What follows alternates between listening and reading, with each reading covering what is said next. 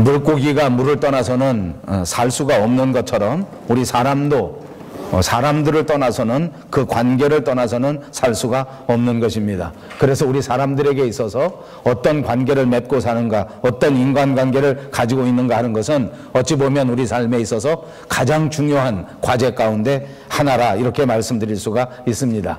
만약 우리가 인간관계를 잘 못하게 되면 우리는 당연히 쓸쓸하고 외롭게 되어버립니다.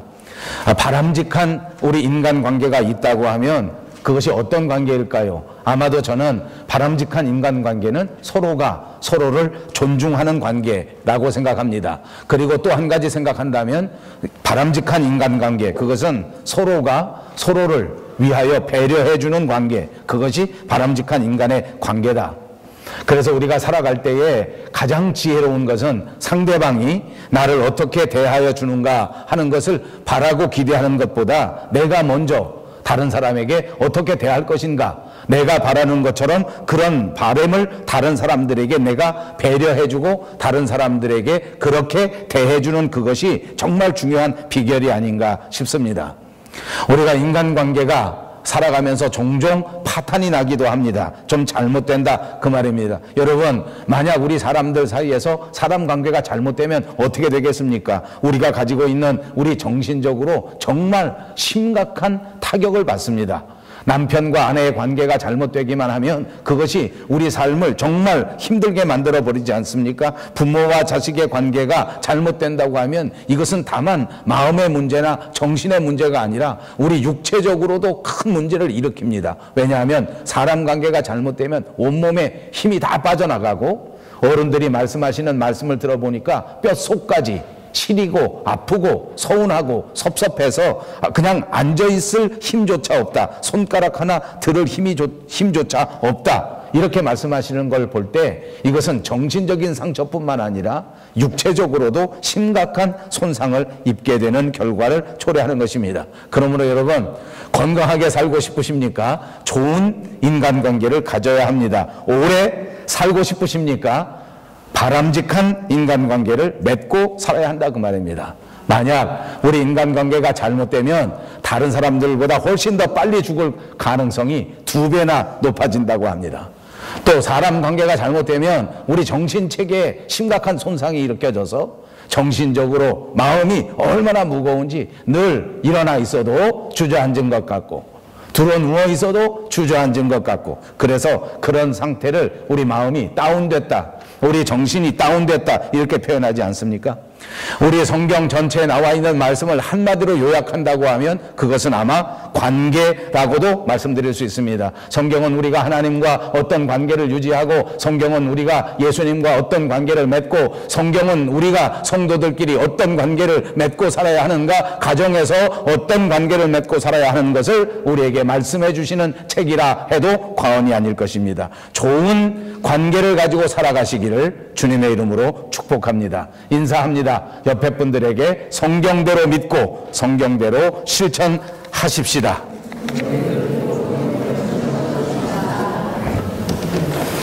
네, 사람과 사람 사이의 인간관계가 이렇게 중요한 것인데, 또 인간관계에 있어서 큰 특징이 있습니다. 그 특징이 무엇인가 하니, 이 관계가 한 번 관계를 맺고 끝나는 것이 아니란 말입니다. 그리고 이 관계가 한 번 좋았다고 계속 좋은 것이 아니란 말입니다. 다시 뒤집어서 말씀드리면 이 관계가 한 번 나빴다고 해서 그것이 계속해서 나쁜 것도 아니라는 말씀입니다. 계속 변합니다. 계속 달라집니다. 좋았다가 나빴다가 가까워졌다가 또 좀 멀어졌다가, 그렇지 않습니까? 우리 부모님들 사이에 자녀와 부모의 관계가 늘 그렇습니다. 어렸을 적에 그렇게 가깝고 생명을 서로 나눌 만한 관계가 자라나면서 미운 7살이 돼서 조금 멀어지기 시작하고 사춘기가 되면 조금 심각한 관계가 되지 않습니까? 그러다가 또 조금 지나서 자기도 결혼을 하고 자식을 낳고 살다 보면 또 다시 옛날의 관계를 회복하는 그런 경우를 많이 보게 됩니다. 부부관계는 어떻습니까? 제 아내는 늘 저에게 말합니다. 어떻게 사랑이 변하는가? 어떻게 사람이 이렇게 변하는가? 하면서 저를 아주 이상한 짐승 보듯이 내려봅니다. 그러나 부부관계도 변합니다. 처음 연애할 때 그렇게 뜨거운 마음이 계속되는 것은 아닙니다. 좀 더 다른 방법으로, 좀 더 다른 환경에서 조금 더 다른 방편을 통해서 사랑을 표현해 가면서 그 사랑을 성숙해 가고 완결시켜 나가는 것이 중요한 것이지, 그것이 계속해서 똑같은 관계를 갖는 것은 아니란 말입니다. 얼마 전에 우리 조국 대한민국에서는 소위 갑을 관계라 하는 말이 한참 유행을 한 적이 있습니다. 이것은 무엇을 의미합니까? 사람과 사람 사이의 수직적 관계를 말하는 것입니다. 한 사람은 위에 있고 한 사람은 밑에 있는 것입니다. 한 사람은 붙들고 가고 한 사람은 끌려가는 정황을 가리켜 갑을 관계라. 우리가 살아가다 보니까 안타깝게도 이런 갑을 관계, 이런 수직적 관계가 많이 있습니다. 그런가 하면 수평적 관계도 있습니다. 둘이 똑같이 서로 협력하면서 서로 세워주면서 그렇게 아름답게 수평적 관계를 유지해 간다고 하는 것입니다. 이제 현대의 시대는 많은 분야에서 수평적 관계를 요구하고 있습니다. 남편과 아내가 더 이상 갑을의 관계가 되어서는 안 됩니다. 수평적 관계가 되어 서로가 서로를 위해주고 서로가 서로를 설득하고 서로가 서로를 이해하는 그런 관계를 유지하는 것이 중요하다 그 말입니다. 그런가 하면 우호적 관계가 있습니다. 그런가 하면 안타깝게도 적대적인 관계도 없을 수가 없습니다. 우리가 인간관계를 잘 하려고 하면 어떻게 해야 되는지 아십니까? 우리 마음속에 아주 단단한 의지와 결단이 있어야 이 인간관계를 잘 할 수 있다고 말입니다.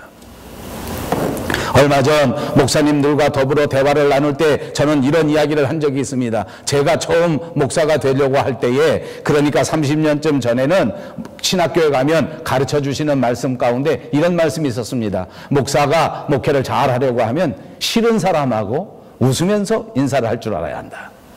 저는 그때 얼마나 그것이 마음속에 잘 새겨서 배웠는지 모릅니다. 오늘까지 써먹습니다. 아무리 싫어도 웃으면서 인사할 수 있습니다. 여러분 그렇게 할 수 있습니까? 옆에 분들과 또 인사합니다. 성경대로 믿고 성경대로 실천합시다.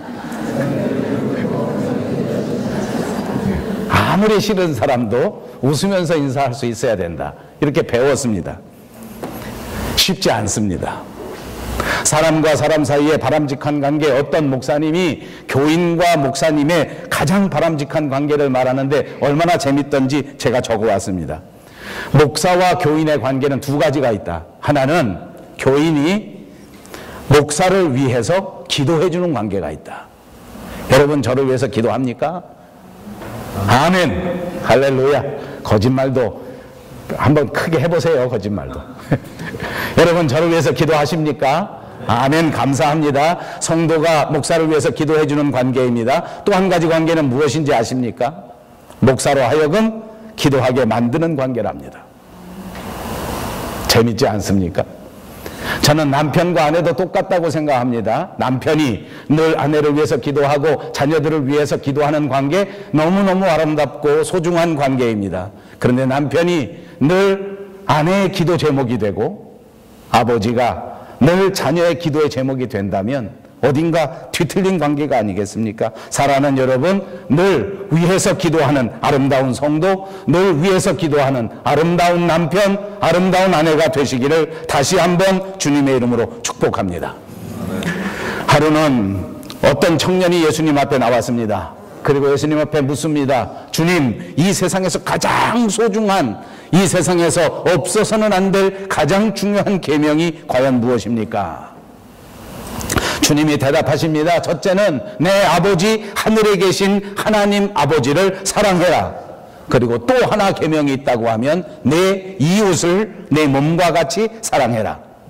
이 말은 무엇입니까? 하늘에 계신 우리 하나님 아버지와의 관계가 너무너무 중요한 것이요, 너희와 함께 살아가고 있는 너희 이웃들과의 관계가 너무너무 소중한 것이기 때문에 이 모든 관계를 아름답게 유지하는 것, 이 모든 관계를 완성시키는 것, 그것이 계명을 지키는 것이요, 그것을 하나님이 가장 기뻐하신 것이다 라고 말씀해 주신 것입니다. 오늘 본문 말씀을 통해서 우리는 과연 어떤 관계를 맺고 살아야 하는가 하는 것을 생각해 볼 터인데, 이 말씀을 묵상하는 동안 우리가 살아갈 때에 과연 이 말씀처럼 아름다운 관계, 또 또 소중한 관계를 잘 유지함으로써 그리스도인으로서 행복하게 이 땅에 살아갈 뿐만 아니라 하나님을 기쁘시게 하는 저와 여러분들이 꼭 되시기를 바랍니다. 첫 번째는 서로 위로하는 관계를 말씀합니다. 오늘 본문 2절을 다시 보십시오. 우리 형제 곧 그리스도의 복음을 전하는 하나님의 일꾼인 디모데를 보내노니 이는 너희를 굳건하게 하고 너희 믿음에 대하여 위로한다라고 말씀하셨습니다. 7절 말씀을 보십시오. 이러므로 형제들아 우리가 모든 궁핍과 환난 가운데서 너희 믿음으로 말미암아 너희에게 위로를 받았노라. 오늘 이 데살로니가 교인과 그리고 사도 바울과의 관계는 바로 이러한 관계입니다. 서로 위로하고 서로 위로받는 관계였단 말입니다. 여러분, 이 데살로니가 교회는 역사가 길지 않은 교회입니다. 불과 1년밖에 되지 않았는데 그 지역에서 가장 모범적인 교회가 되고 소문난 교회가 되었습니다. 다른 어떤 교회보다도 주님 앞에 많은 칭찬을 받은 그런 아름다운 교회로서 크게 성장할 수 있는 교회가 됐단 말입니다. 왜 그랬습니까? 그 비결을 살펴보니까 여러 가지 이유를 댈 수 있고 여러 가지 원인을 분석할 수 있는데 그 가운데 하나는 이 교인들과 목회자의 관계가 이처럼 위로하고 위로받는 관계로 정말 똘똘 뭉쳐져 있었다는 것입니다. 그렇습니다. 서로 위로하는 관계, 위로받고 위로해주는 관계, 이런 관계로 똘똘 뭉칠 때에 오늘 데살로니가 교회처럼 교회가 아름답게 성장하고 든든하게 세워져 가고 지역에 귀하게 소문이 나는 좋은 교회가 되리라고 믿습니다. 사랑하는 여러분, 우리도 하나님께서 밴쿠버 영성교회로 불러주셨습니다. 이 교회에서 서로 위로하는 아름다운 관계를 형성하면서 하나님께 영광을 돌리라고 불러내 주신 줄로 믿습니다. 이제 우리는 서로 위로하는 관계가 꼭 되시기를 바랍니다. 이제 우리는 꼭 위로받는 관계가 되시기를 바랍니다. 성경에서 말씀하는 위로는 무엇입니까? 그것은 한마디로 그 사람 옆에 서 있는 것입니다. 공간적인 말씀을 말하는 것이 아닙니다. 지리적으로 꼭 그 옆에 서 있으라는 말이 아닙니다. 정신적으로 옆에 서 있으란 말입니다. 마음에서 옆에 서 있을 수 있어야 한단 말입니다. 영적으로 옆에 서 있는 관계를 말씀드리는 것입니다. 옆에 서 있으면서 늘 위로하고 늘 위로받으라는 것입니다. 옆에 서 있으면서 힘든 일 만날 때에 서로 도와주라는 것입니다. 오늘 사도 바울은 데살로니가 교회 교인들이 어려움에 처했을 때에 디모데를 보내주었습니다. 그것을 통하여 그들을 위로하기 위함이었습니다. 그리고 7절에 말씀한 것처럼 이 위로를 통해서 사도 바울 자신도 다시 위로를 받았다고 말합니다. 위로하고 위로받는 관계입니다. 여러분, 이 세상을 살아가는 사람들 가운데에 위로가 필요 없는 사람은 하나도 없습니다. 우리들 모두가 다 위로가 필요한 사람들입니다. 격려가 필요한 사람들인 줄로 믿습니다. 여러분, 저는 아주 어린 시절서부터 목회자로 살아왔습니다. 목사로 살아왔고 또 일찍 결혼해서 가장으로 살아왔습니다. 그랬더니 많은 분들이 저는 별로 위로가 필요 없는 사람이라고 생각합니다. 그리고 여러분들이 저를 보실 때 저는 성격상 아주 낙천적인 사람입니다. 또 외향적인 사람입니다. 저 자신은 그렇게 생각하지 않습니다. 저는 아주 섬세하고 아주 부드러운 남자라고 주장합니다. 근데 대부분 다른 사람들이 저를 볼 때 아주 강하고 낙천적이고 그런 사람이라고 생각하는 것 같아요. 그래서 저를 위로해 주는 사람은 잘 없습니다. 우리 목사님은 그런 거 필요 없다. 아버지, 그렇지 않습니다. 솔직히 말씀드리면 저도 계절이 바뀌면 이유 없이 마음이 다운됩니다. 낙엽이 떨어지면 내 인생이 헛된 것이 아닌가 하는 생각이 들 때가 있습니다. 솔직히 말씀드리면 저는 건강 체질입니다. 지금까지 큰 수술 한번 받아보지 않았습니다. 큰 검사도 별로 받아보지 않았습니다. 작년에 평생 처음 내시경 검사 받아보았습니다. 그저 건강 체질입니다.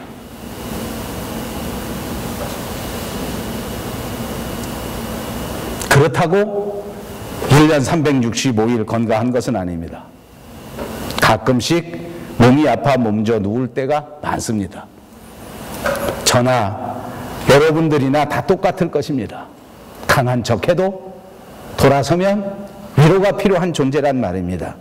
건강한 것 같지만 그러나 바람만 잘못 쐬어도 열이 나고 힘들고 넘어지는 그런 존재란 말입니다. 누구든지 우리 마음속에도 우리 육체 속에도 약함이 존재하는 존재입니다. 그러므로 우리는 위로가 필요합니다. 그러므로 우리는 격려가 필요합니다. 그래서 예수님은 우리를 불러주셨고, 그래서 예수님은 우리를 위하여 우리 교회를 세워주셨고, 그리고 우리에게 말씀하십니다. 서로 옆에 있는 자를 위로하라, 위로하여라.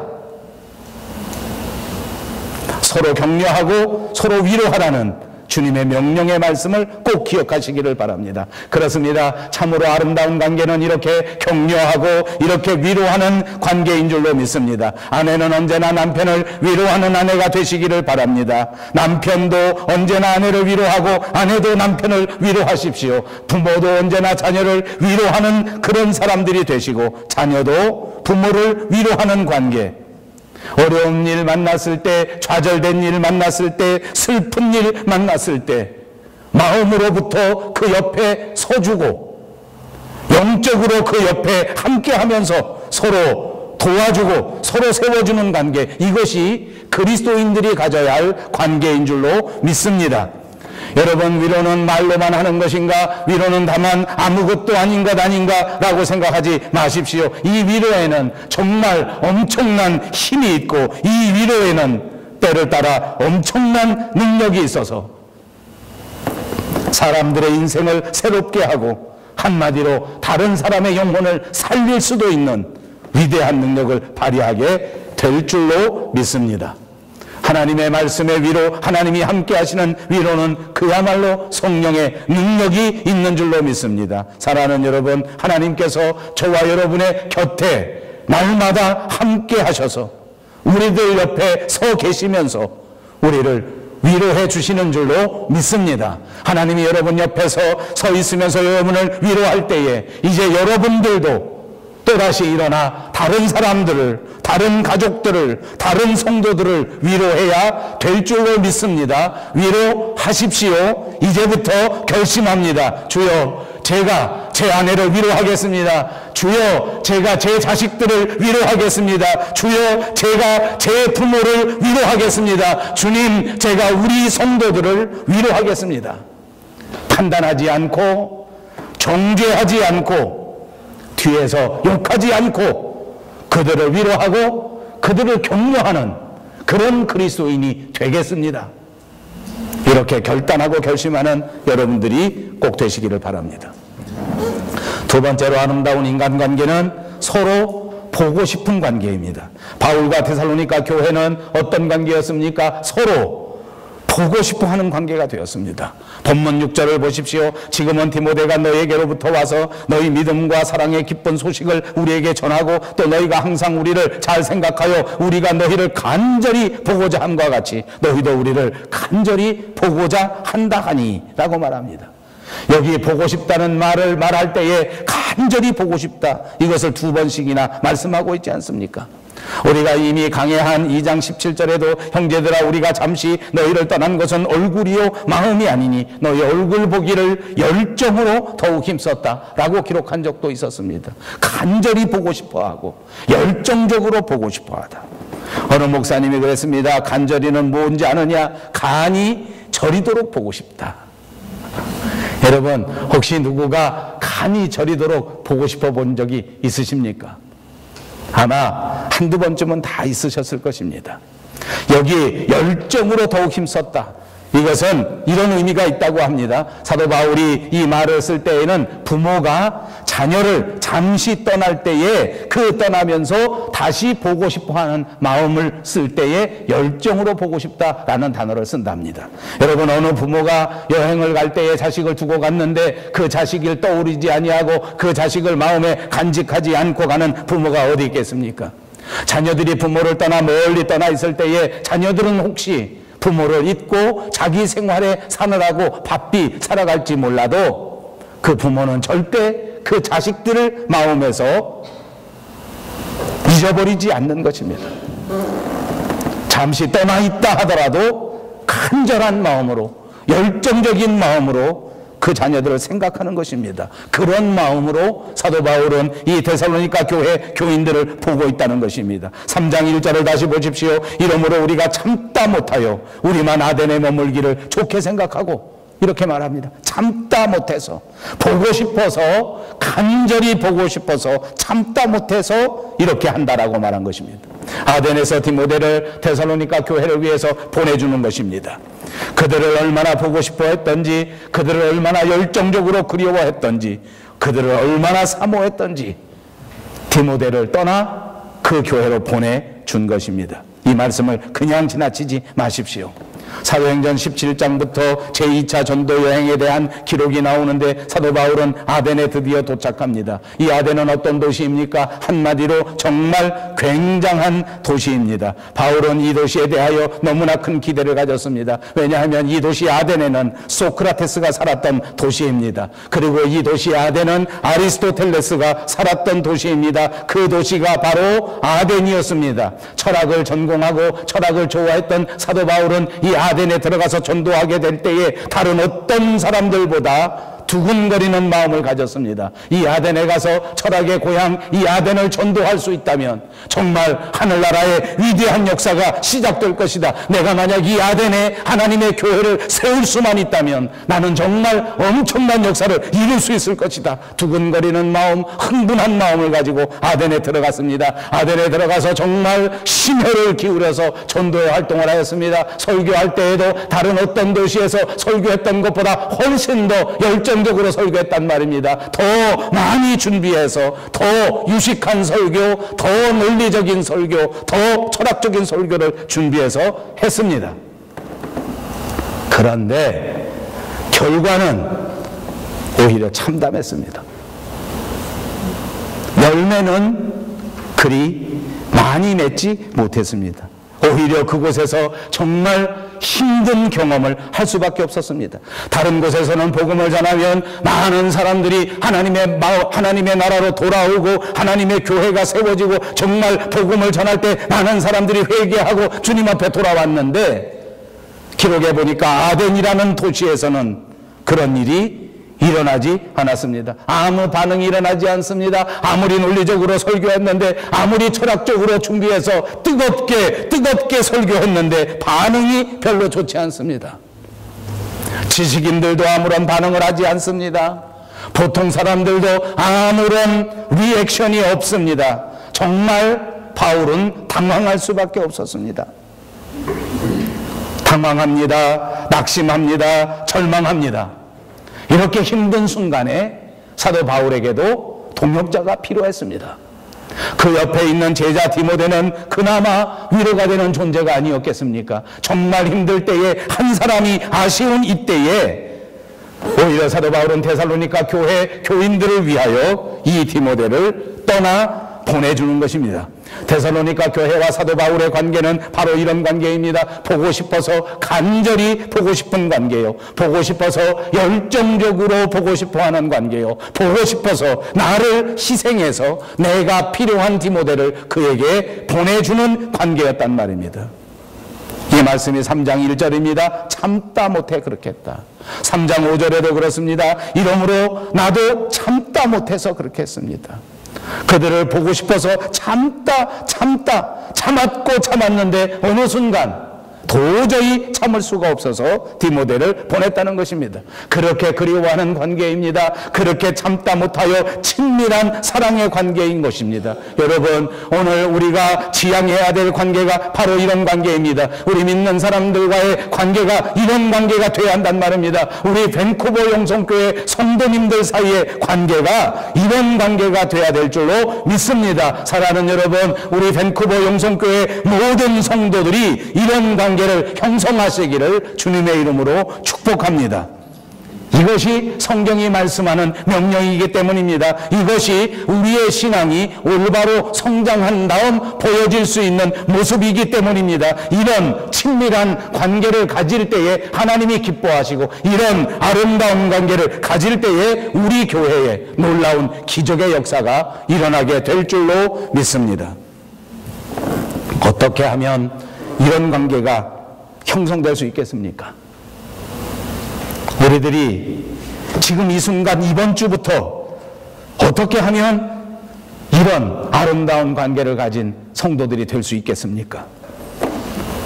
예배만 드리고 그냥 돌아가면 잘 안 됩니다. 예배만 왔다 갔다 하면 잘 안 됩니다. 그렇게 하면 친밀한 관계가 되기 어렵습니다.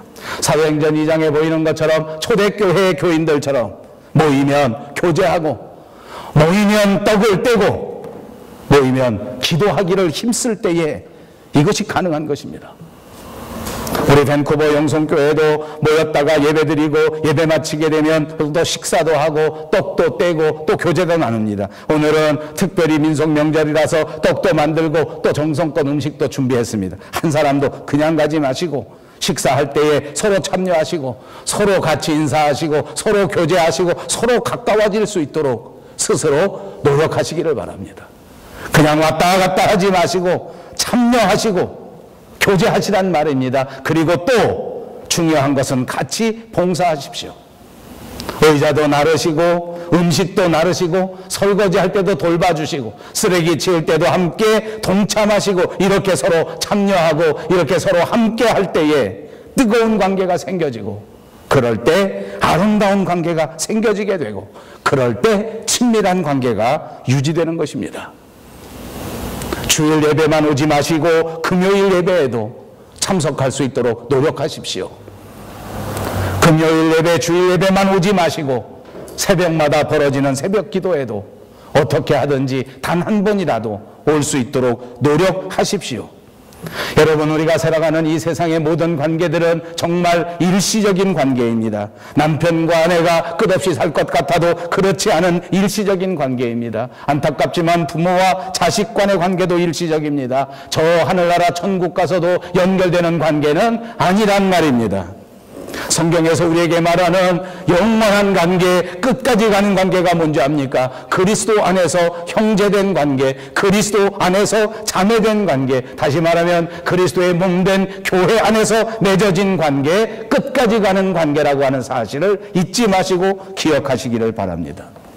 그러므로 하나님의 교회에서 맺어진 관계를 소중하게 생각해야 합니다. 하나님의 나라에서 하나님의 교회에서 맺어진 이 사랑의 관계를 절대로 존중하시고 소중하게 여기시고 귀하게 여기시고 아름답게 만들어 나갈 수 있는 여러분들이 꼭 되시기를 바랍니다. 하나님이 우리에게 바라시는 관계요, 하나님이 우리에게 원하시는 아름다운 성도의 관계, 뜨겁게 친밀한 관계, 뜨겁게 보고 싶어하는 관계, 뜨겁게 사랑하는 관계인 것입니다.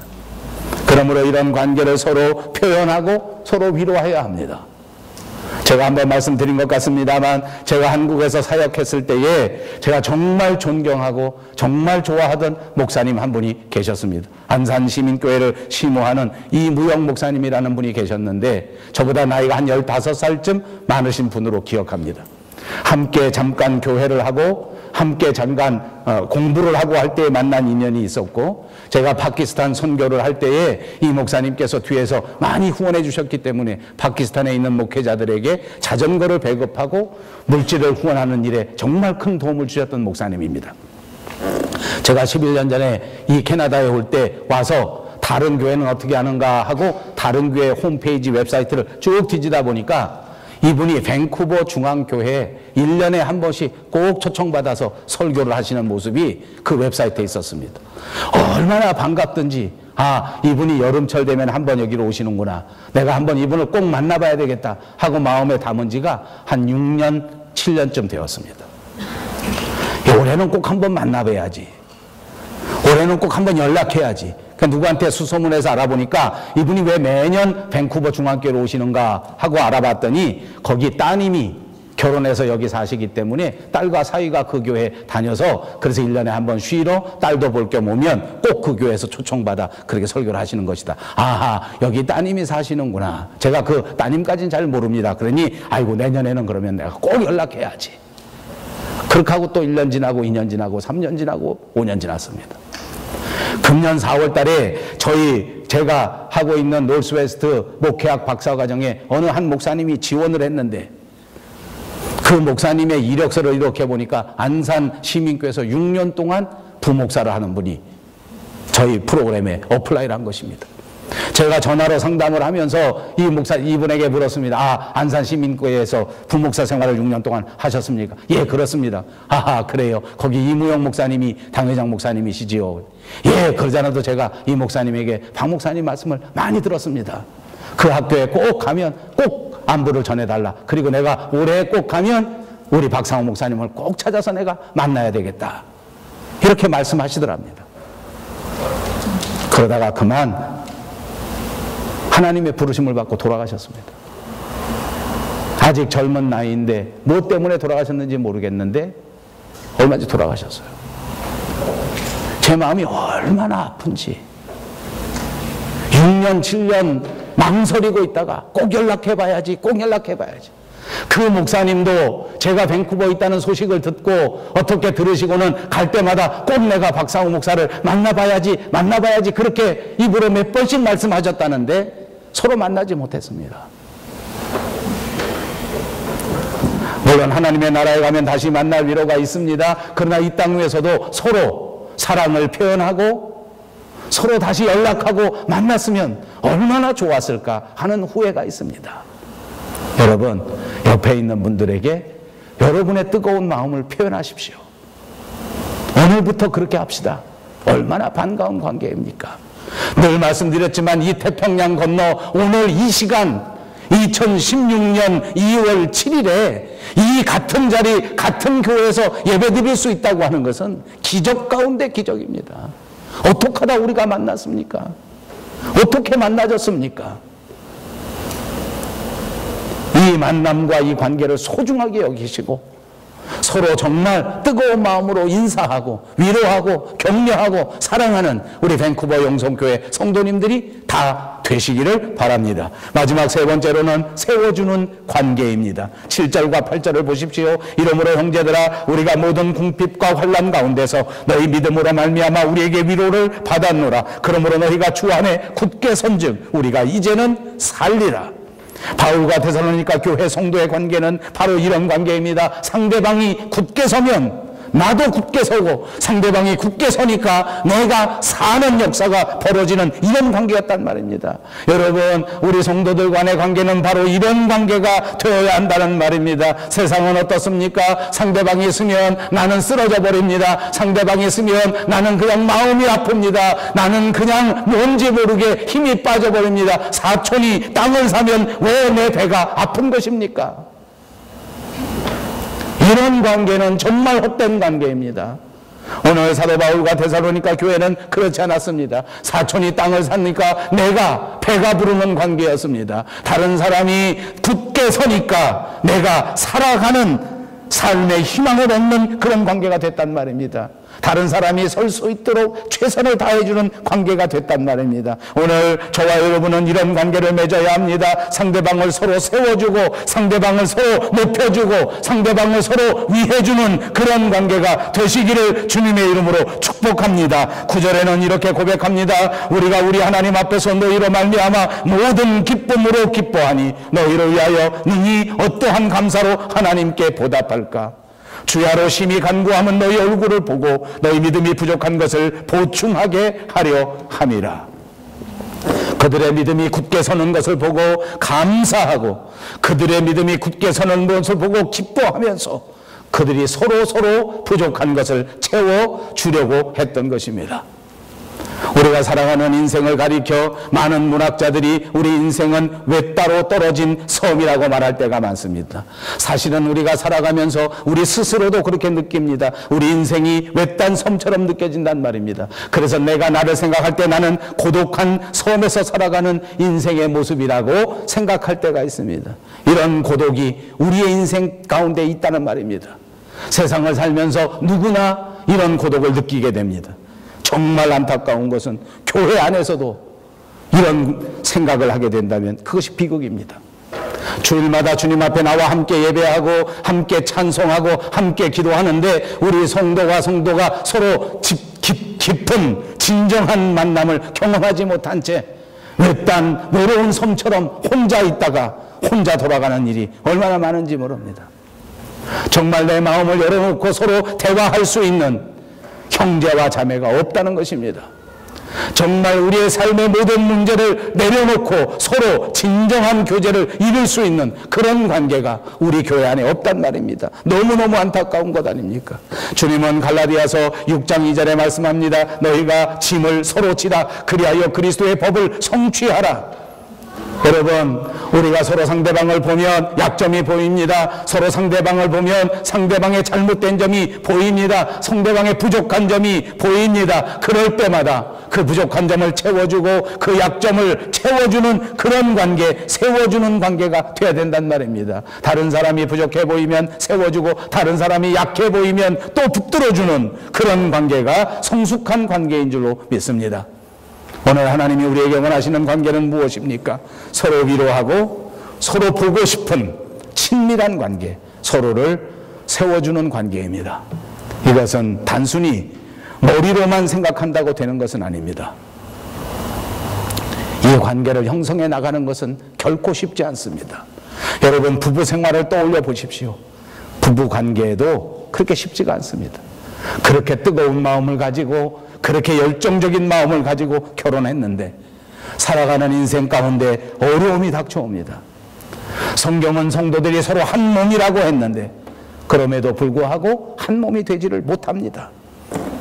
그것이 오늘 본문 2장 18절에 대답이 나와 있습니다. 그러므로 나 바울은 한 번, 두 번 너에게 가고자 하였으나 사단이 우리를 막았도다. 사탄이 우리를 막았다. 여러분, 우리 인간관계를 잘 못하게 하는 것, 우리 인간관계를 넘어뜨리는 존재가 있다는 것을 성경이 말해주는 것 아닙니까? 왜 우리의 관계가 나빠집니까? 아무리 생각해도, 아무리 이유를 따져봐도 이유가 없을 때가 많지 않습니까? 우리가 서로 사랑하는 부부인데, 우리가 서로 사랑하는 피를 나눈 부모와 자식인데, 그런데 우리 관계가 자꾸 나빠지는 것입니다. 나는 이런 뜻으로 말하지 않았는데 상대방이 상처를 받는 것입니다. 저는 목사입니다. 저는 목사이기 때문에 아마 우리들 가운데 제가 가장 큰 죄인일 것 같습니다. 왜냐하면 저는 말로서 성도들을 아프게 하고 성도들의 마음에 오해를 준 역사가 너무나 많기 때문입니다. 그러나 제가 변명할 것은 그것입니다. 저는 절대로 그런 의도로 말하지 않았습니다. 저는 설교하면서 절대 어느 한 사람을 찝어서 말하지 않았다고 자신 있게 말할 수 있습니다. 그러나 제가 한 설교 때문에, 제가 들은 비유 때문에, 제가 들은 예화 때문에 성도들의 마음이 상처를 받고 성도들의 마음이 아픔을 얻고 성도들이 결국 교회를 떠나버리는 일들이 비일비재하게 생겨집니다. 왜 그렇습니까? 왜 그런 일이 생겨집니까? 오늘 성경이 대답했습니다. 사탄이 그렇게 하는 것이다.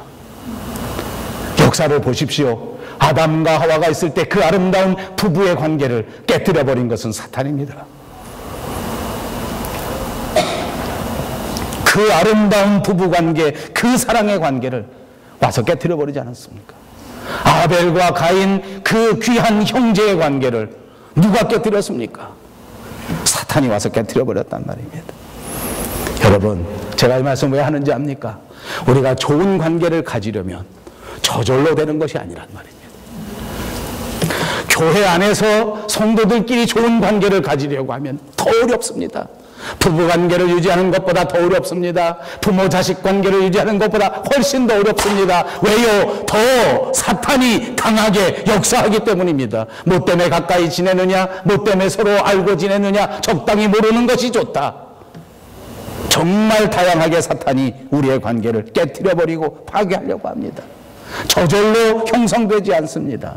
교회 왔다 갔다 한다고 저절로 생겨지는 것이 아닙니다. 내가 결심해야 합니다. 내가 먼저 실행해야 합니다. 내가 먼저 희생해야 합니다. 한 사람 한 사람과 친밀한 관계를 유지하기 위해서 시간을 투자합니다. 물질을 투자합니다. 정성을 투자합니다. 기도를 투자합니다. 그리고 때로는 오해를 받습니다. 때로는 욕을 먹습니다. 그럼에도 불구하고 이 험한 고갯길을 두벅두벅 걸어가십시오. 기필코 주님을 의지해서 승리하십시오. 사탄의 공격이 다가올 때에 믿음으로 물리치시고 주의 말씀으로 물리치시고 기도로 물리치셔서 기필코 승리하시는 여러분 모두가 되시기를 주님의 이름으로 축복합니다. 기도하겠습니다.